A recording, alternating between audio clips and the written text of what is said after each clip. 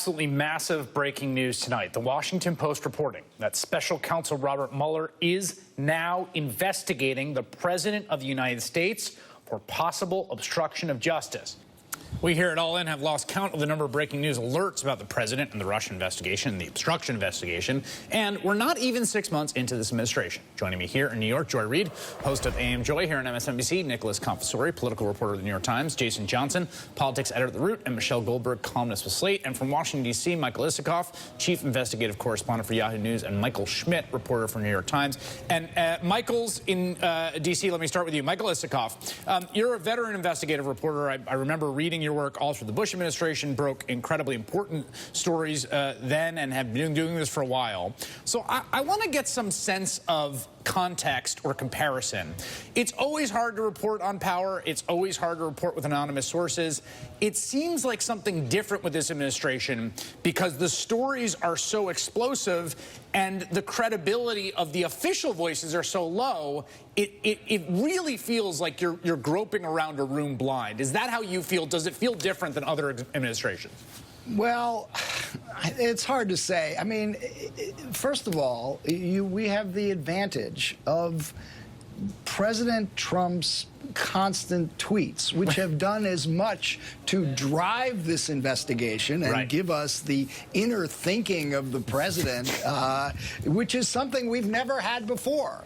We're like so patched into his brain, basically. Yeah, right. And so if you think of all the sort of pivot points you were highlighting there, the firing of Comey, the asking him to shut down the investigation, much of this sort of generates out of actions he's taken, interviews he's given, and tweets he's made. So I think that's actually an asset we've had. But in terms of getting to the bottom of the real story and the facts, yeah, there's so much we don't know, and you know, so much we have yet to learn. Michael Schmidt, it also seems to me that you're tiptoeing through a landmine, particularly some of the reporting you've done. You've got anonymous sources, you've got former or current senior officials. Obviously, they're not going to go on the record.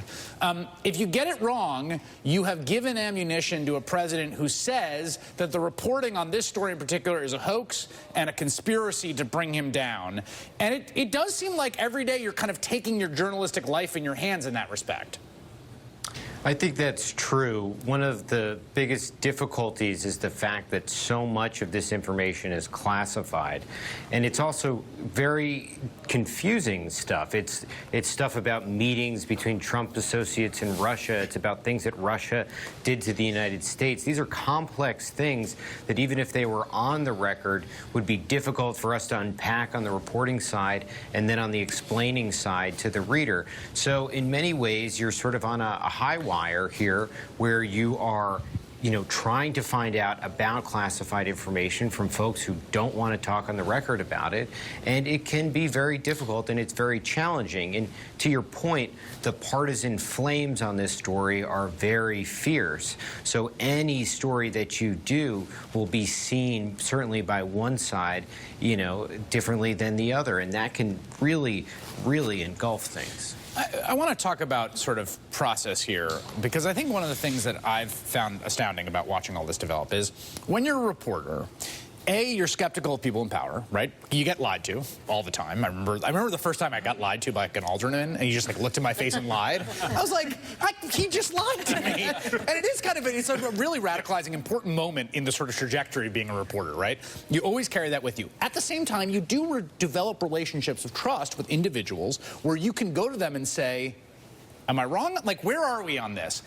That relationship of trust, any trust or credibility seems so gone here that no, seriously, that everyone is kind of floating in this dark ocean, right? Where there's nothing to anchor you or moor you, even amidst all this crazy information that's coming forward. Well, it's breaking down for a few reasons, right? And so one is that the normal information process in the White House is breaking down. Totally. Right. His own staff isn't always in the loop on things. Which is hugely important, because even if you develop a relationship of trust with someone in the White House, they may not know anything. And the second thing is there is so much factionalism in the White House so much factionalism that people are constantly selling stories against their own opponents inside the White House. This is not unusual, but it is to this extent. Weaponized. And then finally, you have the overlay of the fact that people inside the bureaucracy are simply not trustful of the people in charge of the bureaucracy. And so there's a relationship between the press and people deep inside as basically an alternative to the normal oversight process that is broken down. Yeah, I mean, and not even just not trustful,